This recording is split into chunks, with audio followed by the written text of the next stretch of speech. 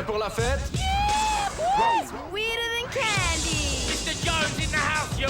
Come on! Get it on! Number one, baby!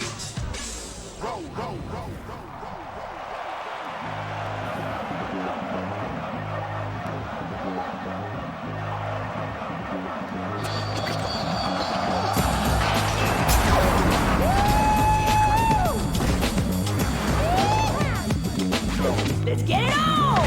You know, if you just like relax, losing will be a lot easier to take. You're looking at a winner, baby. Just remember they call Mr. around here.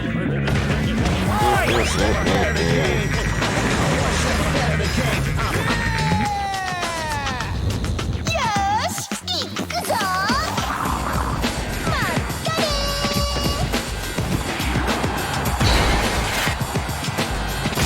Bonne chance, tu vas en avoir besoin. Yeah, that rocks!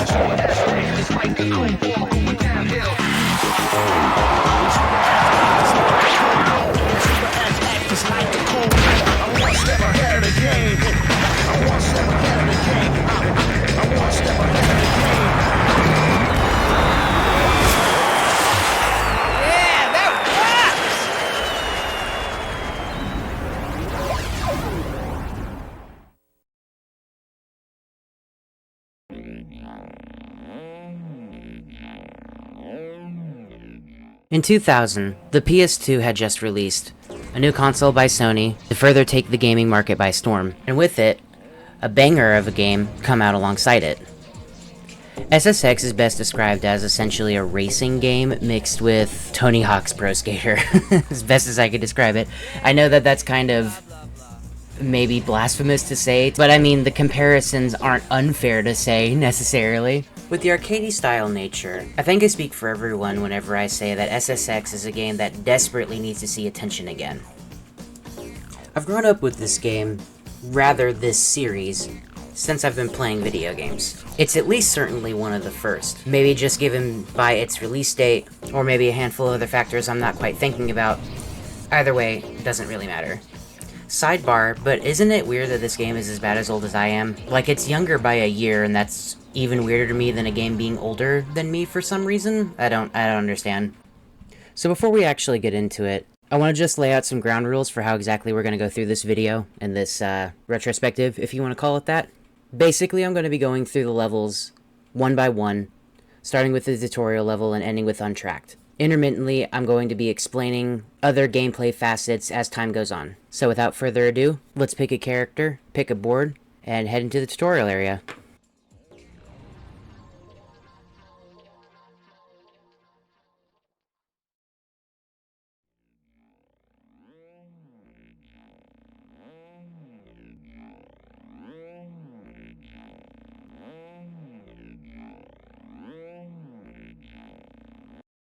Yo, what's up? It's time to warm up. Let's get going. So here's the not very famously known warm-up stage, or venue as I'll be calling them. It's a basic area with a look and feel that's extremely mechanical and kind of boring, a little uninspired, but it's supposed to tell you the basics, so not much you can expect. I'm going to use this as an opportunity to further explain exactly what's going on with the controls and everything else. So, naturally, when given a PS2 controller, you're allowed to steer using either the analog stick or directional keys. You can jump by holding X, and the longer you hold X, the further you jump, higher as well. One of this game's many claims to fame is actually its ability to pull off tricks while you're in the air. It accents the game feel and allows you to get a sense of mastery for how the game works. To pull off any trick, all you have to do is hold down the shoulder buttons in any combination and in any order that you want. And if you want to put a spin on it for extra flair, then you can by holding a direction. A direction held during your wind-up for the jump, that's the hold X, will allow you to perform that spin faster. Here you can see spinning in multiple directions.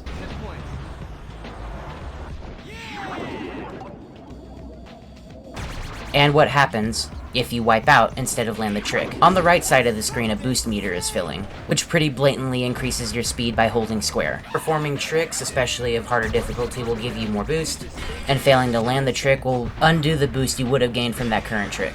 In terms of basic gameplay, that's basically it. As the tutorial section goes on, it kind of just keeps giving you the one ramp over and over again. But for a fun fact, the announcer in the beginning with his model all up in the upper left corner and all that, that's Mac, the character I'm currently playing as, and depending on what version of the game you're playing, that character will actually change. In the US, it's Mac, in the PAL region, it's Moby, and I want to say in Japan, it's Kaori, but I could be wrong.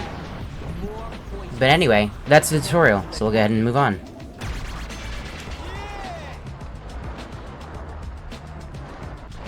How did that feel?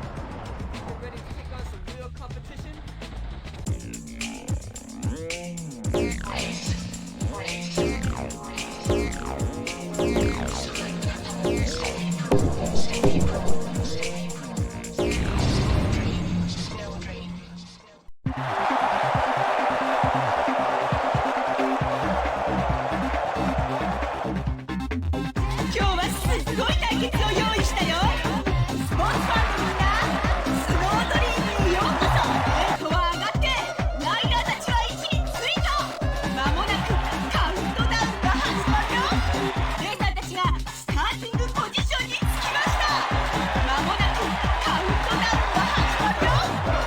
This is what it's all about.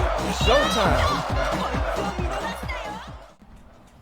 Alright, so this is Snow Dream, the first actual stage of SSX, an easy enough beginner course, and a proper introduction. SSX has 3 modes that you can take on any of the stages with, of which being Race, Show Off, and Freeride. Race is pretty self-explanatory. Race to get to first place, and whenever you get there, you win, basically. Show Off is a trick mode. Instead, you go by yourself, and you pull off as many tricks as possible. Along the way, any venue will also have these little snowflake power-ups that add a multiplier to the trick you're currently performing, so you'll only ever find the snowflakes in air, or on a rail. And obviously, the higher multiplier bonuses will be more risky to get to, or just harder to get to in general. There are only 3 different types of multipliers when doing Show Off, that being ×2, ×3, and ×5, and they're color-coded to be yellow, orange, and red, respectively. We're not going to be showing off much more of, well, Show Off. I promise I didn't intend for that, and that's simply because it would just be a lot more background footage. So just imagine that there are these little weird floating snowflakes in the venues if you want to see the Show Off version. Although we will see it at least once more, and that would be because there are actually a handful of stages that are exclusive to what mode you're playing, and obviously we'll get to those whenever we get to them. I think Snow Dream makes for one of the better stages to just pick up and play the game with, and that likely has to come from its simplicity, and obviously it being the easiest stage, since it's the only other one that you have unlocked from the get-go. Looking back at the footage also made me think, there's something weirdly super cozy about PS2 graphics at nighttime when done correctly, and I like to think that part of that comes from maybe the environment not being necessarily super large, but I don't know, I think it's cool and super pretty looking, barring of course that this game is old enough to drink, so maybe that's just me thinking it looks pretty, but I don't know. So also while I'm looking at it, there are 2 power-ups that can be found only in race mode, that of which being the Trick Boost, which simply turns up your spin stat to make it to where spinning becomes much more easy, and certainly quicker. It looks absolutely wild whenever you have your spin and or trick stat maxed out. It looks like it could give somebody whiplash in real life. The other power-up is just simply called Speed Boost.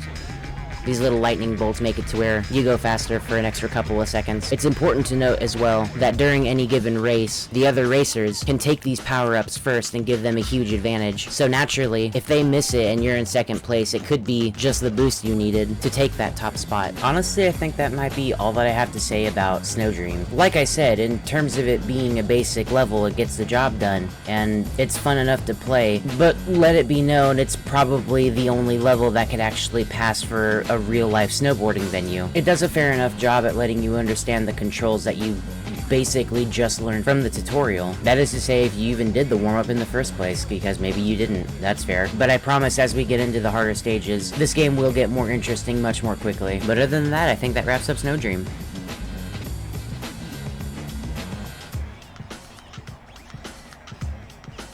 So I have something to confess before we get into Elysium Maps. As a kid, I was a big cheater.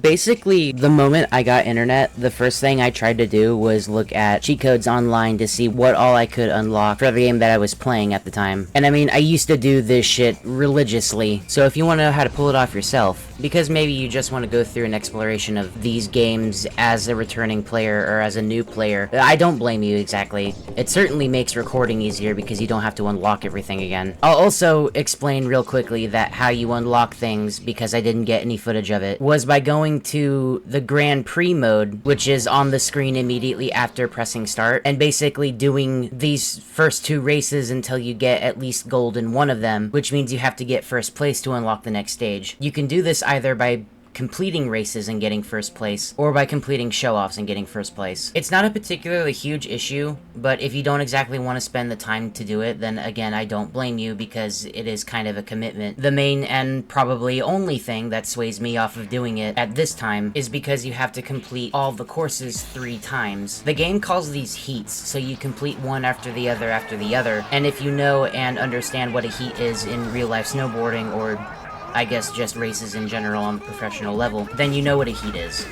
It's just complete this one race and then do it the next time better and then do it the last time the best. Again, not a huge issue, but it makes for kind of a time sink, especially if you're trying to record something, so we're only gonna do single events. Anyway, cheat codes. So to input a cheat code, go to the options screen, hold down all of the shoulder buttons, that's R2, L2, R1, and L1, and then input your code from whatever website you can find it on. And then, hey look, every stage is unlocked. Man, I miss having cheat codes. That shit was awesome. I'll explain stats before starting the next venue, but you can also do things like max out your stats and other fun things like secret characters and stuff, which I think there's only one of.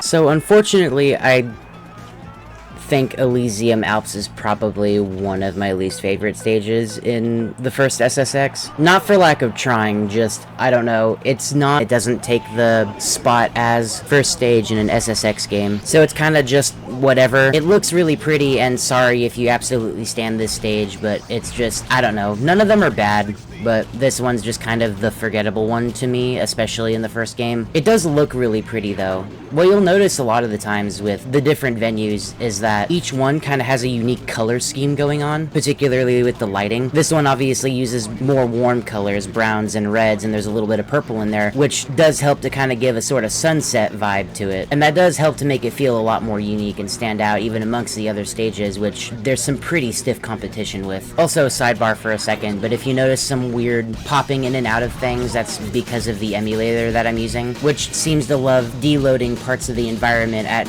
just the wrong times in the corner. So if you notice it, sorry, I tried to fix it, but it's whatever, oh well. So explaining more about all of the venues in SSX for a second, there's accessible parts of the map which are referred to as backcountries in these more linear SSX games. And most, if not all of them, are pretty much always marked by an SSX glass sign that you can see off in the distance.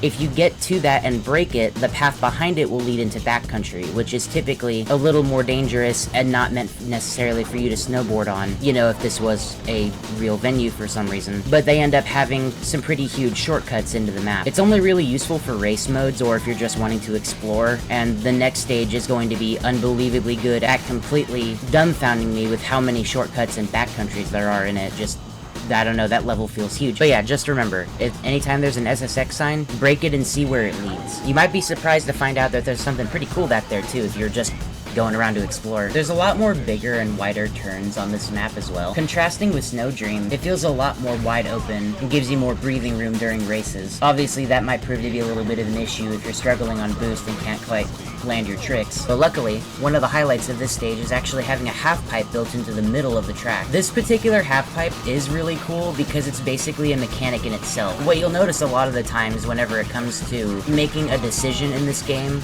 on a moment-to-moment basis is that you're basically balancing risk and reward for what you want to do, how you want to go about each individual situation. The half pipe has glass panels, which, along with acting as a barrier, means that you also get to crash through the glass in case you don't want to gain tricks using the half pipe. Now, if you can't handle that knockback, then it will mean that you're actually losing time by just barreling straight through.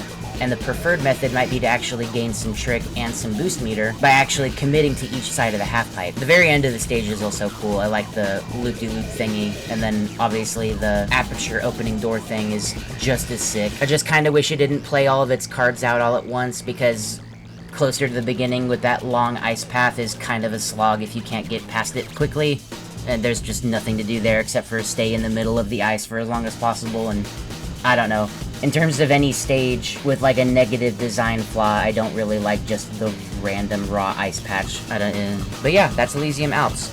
Not bad. Sorry I was rough on it. It's fine. It's a good stage. Just not my go-to.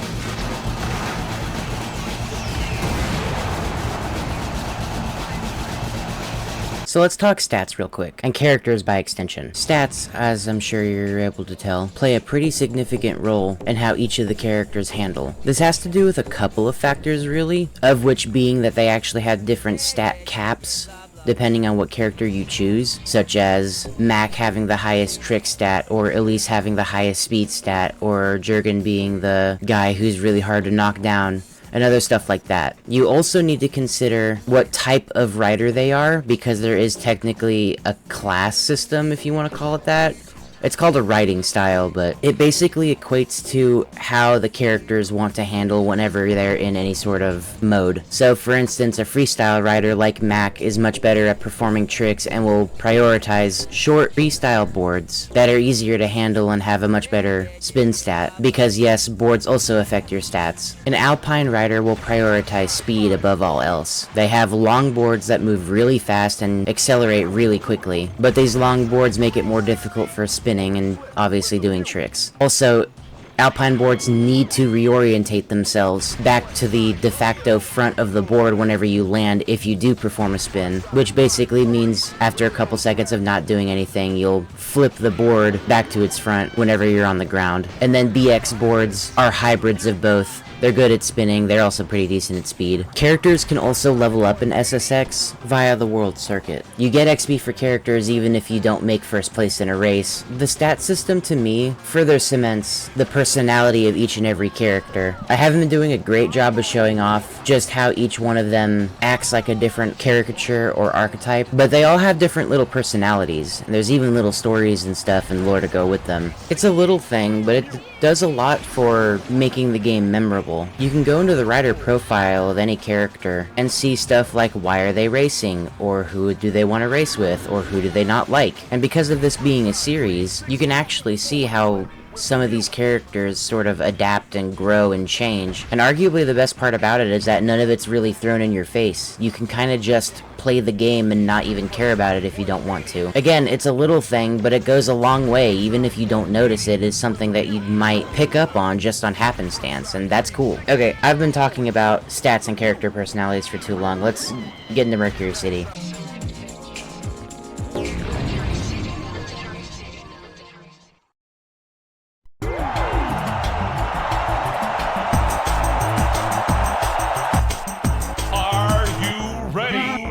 Welcome to SSX. Welcome to SSX. Welcome to SSX Racing. Compete. This side. Compete. We're ready. We're ready for Bliss. The gate is up and the racers are ready to compete. Check this out. The gate is up. Set to go. So Mercury City Meltdown is absolutely insane. Basically, as I'm sure you can tell, you're racing in the middle of a mostly closed down city for the sake of the SSX tournament. Because of this, it ends up having kind of a gigantic number of backcountries that you can travel through, to the point where I'm still discovering new ones every time that I play the stage, basically. I'll just say it here as well because I probably will forget. There's a fucking UFO in like the middle slash endish part of the stage that'll actually like abduct you and then spit you out in the middle of a vaguely Central Park looking area, and it's just a teleport shortcut. Like, it's one frame, you just go. I couldn't find it, so I can't exactly show it off, but just know it's there. I promise I'm not starting a weird conspiracy or anything. Looking at the footage, you can see just how many SSX signs there are, and this is one of the exceptions to the rules where even if you don't see an SSX sign, you might be able to just go through a building anyway. And I did say go through a building, you'll break the window and it'll be a small room.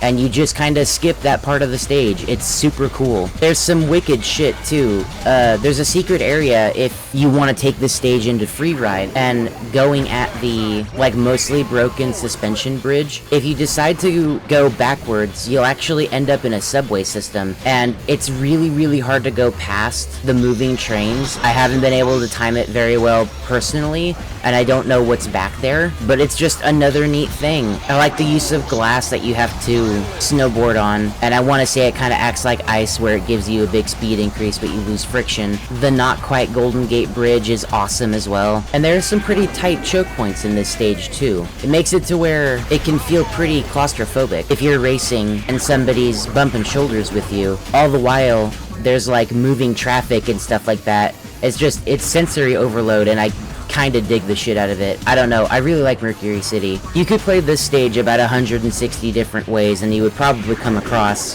different new shortcuts to it, which is weird because it's kind of a super short stage anyway. It feels like it's short anyway. I don't know. Mercury City's awesome.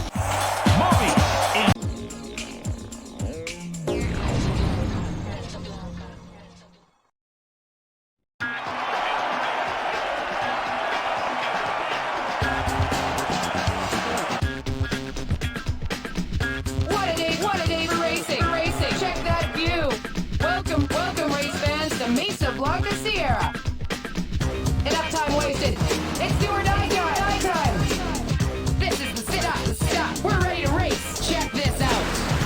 Let's get to this race! The gates are set! Let's get the show on the road! Let's move to this race start! Check this out! Time to get to it! The racers in place! Hey everyone!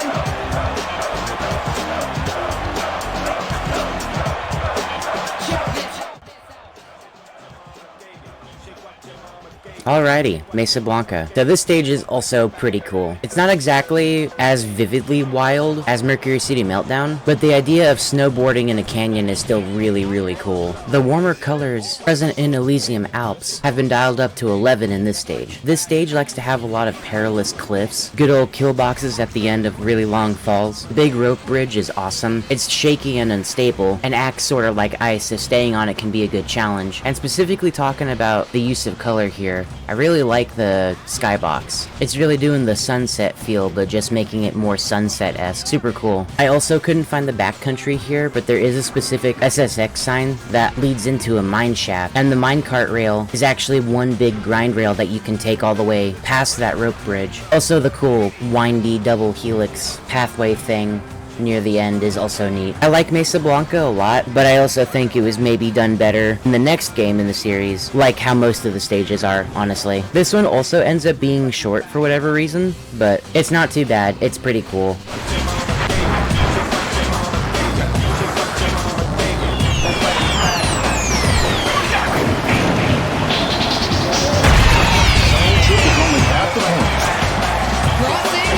I hope y'all are ready for the craziest fucking stage I've ever seen in an SSX game.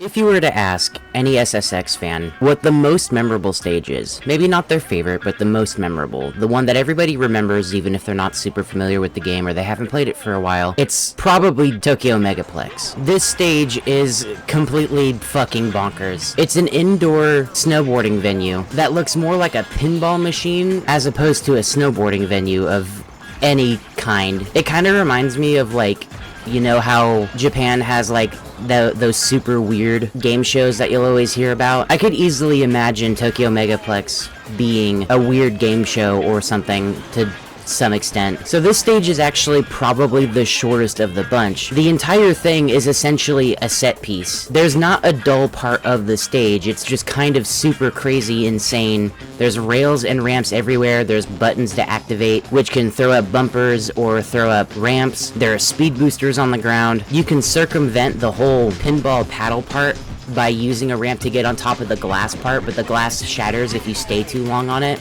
So if you're not in first place, it might just send you back down to it. There are timed gates, which move up and down, and you have to time that correctly in order to traverse it well. A handful of the bumpers knock you back like an actual considerable distance. And probably the coolest thing about this stage is that it actually laps. By which I mean every time you get to the very end of the stage, this big, like, indoor skydiving wind tunnel will take you back up to the top of the hill or the top of the complex, and you have to complete 3 laps before it'll let you go. We'll sidebar for 1 second and just say that speedruns of this game also get really, really funny. I know in specific that you can speedrun Tokyo Megaplex and just completely laming the fuck out of it by hitting the reset button, which is select, by the way. That's why sometimes my screen randomly goes white. It's because I'm resetting and getting out of a sticky situation at the cost of all of my momentum and being set somewhere on the track. I don't know quite where I am, just somewhere where I'm intended. But if you hit that reset button at just the right time while you're in the lap, then you'll end up skipping the entirety of the stage. The wind tunnel will no longer take you, and you'll just get to the end and you'll complete it in like 17 seconds. Mesa Blanca also has a shortcut. You basically fall off of a cliff for a really long time, and then whenever you reset, you'll be spit out at the near end of the stage again. I hadn't shown either of these because I don't know where they're at, and I don't want to use somebody else's footage without their permission. But yeah, there you go. Tokyo Megaplex. This stage is awesome. Easily one of the most memorable parts of SSX for most people.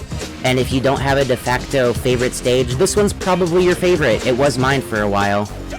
Although there is another one that we'll touch up on at the very end, which might actually be most people's favorites.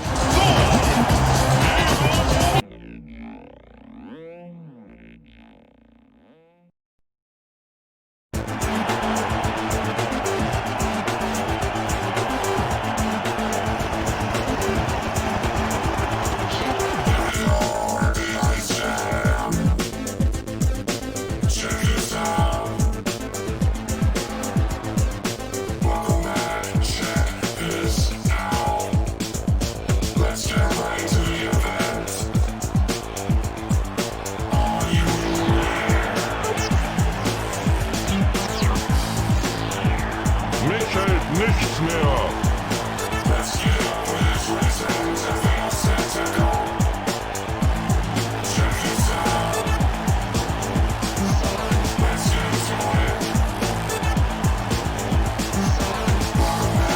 Alright, so we made it. The last actual race stage before getting to the 2 bonus tracks. Aloha Ice Jam features a particular weakness of mine, of which being the inclusion of water in specific ways to accent the level. Fucking Koopa Cape in Mario Kart does the same shit for me. In fact, there's a really neat reflective waterway in this stage that looks awesome too, which also reminds me of that, and it's super cool. Love that shit. My other weakness, by the way, is glass. I like glass. Glass is cool. So Aloha Ice Jam is obviously a more tropical stage, which is certainly weird to see in a snowboarding game, but again, it's what makes this game so fucking cool. The idea that this isn't taking place in winter, or if it is, it's not particularly cold here, and instead there's just weather machines and snow blowers and shit just kind of doing its thing to make the area traversable for the SSX tournament is awesome. And I don't know who the fuck is that committed to this, but I I don't know, if this is the real thing, I would certainly want to see it. Although, given how perilous a lot of these stages are, I kind of doubt it's ever going to be a thing, but the idea is cool. The snowblowers and shit here end up also being rails in some ways.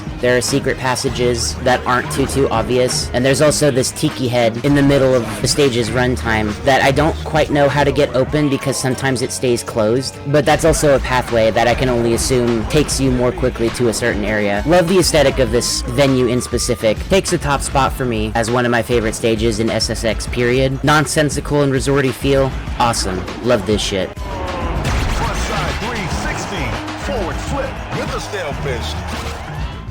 This one's gonna be a doozy.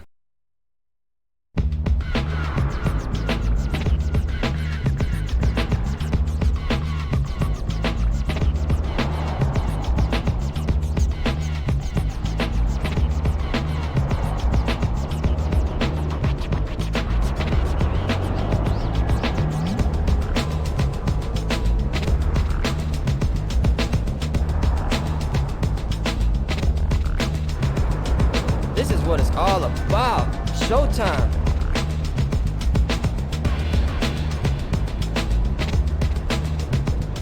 So Pipe Dream gets pretty wild. If you were rushing through the game and you were only playing race mode, you might not even know that it exists because it's literally only available in show-off. You get the stage by getting gold medals in every show-off venue, and for your troubles, you unlock the ultimate trick playground. The use of music here and the general aesthetic of the map also leads me to believe personally that this is like a souped-up version of the warm-up venue. It's metallic, and instead of being bland this time, it has a vivid and wild use of color. You can see the paths laid out for you, and you can make a decision ahead of time what exactly you want to go for. There's ludicrous amounts of rails basically everywhere, and there's not too many shortcuts in this stage because why would you ever need one? This also justifies the Pro Skater comparison I made at the beginning of the video a little bit, because this compound aesthetic for the stage definitely reminds me of Pro Skater 1's, like, starting level. I didn't grow up with that game. I didn't grow up with skateboarding games. I grew up with snowboarding ones, obviously. So, but still, just like the ultimate fuck around spot is absolutely the coolest shit to me. Go figure, the two bonus stages are probably some of my favorites just because of how different they are to every other stage. I don't exactly have much to add here. There's a lot of paths. You can go to any direction you want. You can route out how best you want to get top scores for doing all the tricks and everything here. What snowflakes to collect, where to collect them. Also, I just noticed that looking on my editing software, Pipe Dream's lighting is actually one big rainbow. I have never noticed that before. Having the zoom out look actually, let me know something else about the game. Super cool. Sorry, just had to add that. Okay, anyway. It's all super neat, but to add to the uniqueness of this stage, there is one shortcut that I can think about, and it's less of a shortcut and more of just a weird secret area. And I don't really know what the purpose of it was other than, hey, let's make a secret area just to say that we could and to get people talking, because why not? This game is cool, people had fun making it, and adding a weird secret that seemingly doesn't do anything but is ultra mysterious is kind of awesome.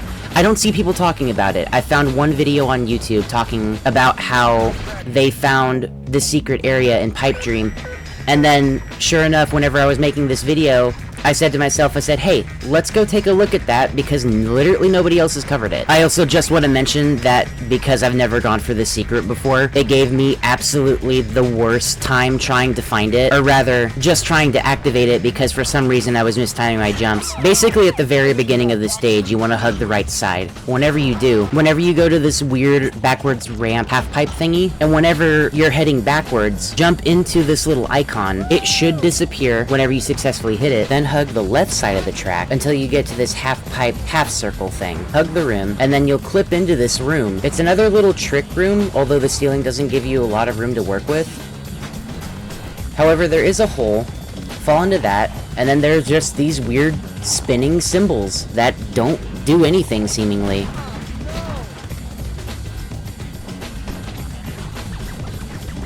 Here you can see I ran out of time because I should have went through this stage on free ride, but just imagine it spits you out at the end of the track, basically. Again, I don't get the point of it, but it's super cool, and I don't really think it needs a point. It's just a neat secret area with weird shit happening, and I don't know. I don't know what else to say about it other than it exists, and if it's a surprise to you, then hey, join the club. I'm also very surprised at it. And I think that about covers Pipe Dream. Not much more to say, really. I will mention that this stage is probably tied with the last stage for my favorite.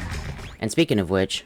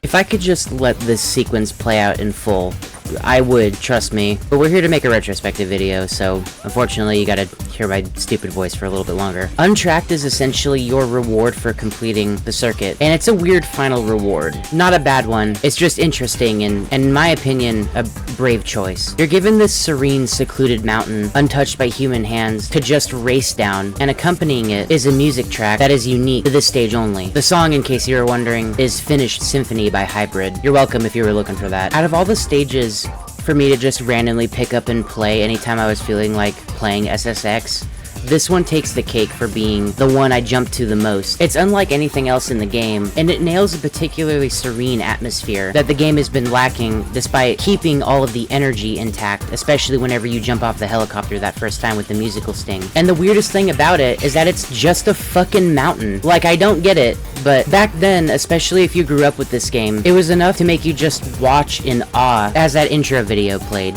And in case you'd never played an SSX game before, I'll tell you right now that SSX later does just mountains, but for some reason this one is much more special. Again, probably because of the atmosphere this specific venue sets out to be. It's kinda hard doing the sort of beat by beat discussion of like my favorite parts of the track just because admittedly, this one is relatively uniform, especially in the original SSX. The one definitive thing I can say, well maybe two definitive things I can say, is that for one, there are rails in this stage, but it's the knocked over trees, the bare ones that don't have any leaves on them. Those count as rails, they just don't stretch on for very long. And then of course this track also ends with a helicopter because there's no actual like scheduled event for this specifically, like story-wise or anything. And I mean, there's also no backcountries exactly. Well, there is, but it's the whole venue, it's one big backcountry. And speaking of story for a minute, my own personal, like, stupid headcanon for this game that is completely devoid of any story to speak of. If we're going off of the basis that Grand Prix is a competition, because racers are going against each other, obviously, then I'm assuming, because of this being a free ride only venue, that this is the reward that all the racers are looking forward to, and Pipe Dream being the equivalent for show-off instead. Which, I don't know, maybe that's wrong, or maybe that is correct in some way. I haven't necessarily looked too far into it, but I don't know. It just makes sense to me, and I always like that thought specifically. Doesn't matter too much, but, you know, whatever. All in all, I think that about wraps up SSX, the PS2 launch title, and a hell of a good first introduction to what the PS2 is capable of. I think it's interesting to look back and see just how similar this specific game is to a PS1 game. Maybe it would be wise to look at the swan song for the PS1 and then look at this game immediately after and see that there is a jump, but it's still somewhat gradual, you know? Like, the draw distance isn't as far, and they didn't think they could get away with as many things back then. stuff like that. For this series specifically, Rose-Tinted Looking Glass, I also thought this was a fair enough introduction simply because, all things considered, this is one of the first games I've probably ever played, and knowing that not only this game, but also this console has spent the same time on this world as I have, is an idea that I'm personally attached to. And more in regard to this series, we will be covering all the SSX games that I played, which is most of them, including the 2006 sort of reboot thingy at the very end, which goes into part of the reason I even wanted to make this video in specific, was because I really want to see this series brought back in some way. Like, no, EA probably isn't going to make another game, I'm sorry to say, it just doesn't sound profitable for them. But in regard to everything we know about indie games and just how capable indie devs can be, maybe it's time for an indie dev to take up that mantle and make the arcadey snowboard trick racer Tony Hawk thing that a lot of people have honestly been clamoring for a good long while. Obviously since 2006, and earlier if you were incredibly disappointed by that game, and we'll talk about that one way later down the line, probably whenever we get to Blur or On Tour or something. I don't know. But I don't know. I guess that's it for me. I'm hopeful that maybe one day somebody out there will make something that does do this series justice for what it set out to do. For what it set out to be, really. So I guess that's gonna be it for me. One last thing, while I did go in pretty good depth into some of the more niche little aspects of this game that not a lot of people talk about, if you wanted to find, like, the full length of that shortcut in Hype Dream, or any of the speedruns that I was mentioning before, all that stuff can be found on YouTube. If you're interested in that, you can just, you know, look around and do one quick search. That part is relatively well documented, you just kind of have to find it. But yeah, I guess that's gonna be it for me. I hope y'all have a good one, and let's all remember SSX for the series that it was, and to most of us still is, honestly. Because even if we don't get anything in the future, we still have these games, and if you want something to play while you're bored, or just to go back through and check it out, then they're all still there. Well, anyway, that's gonna about do it for me, so I'll see y'all in the sequel/remake thingy. I hope y'all have a good day.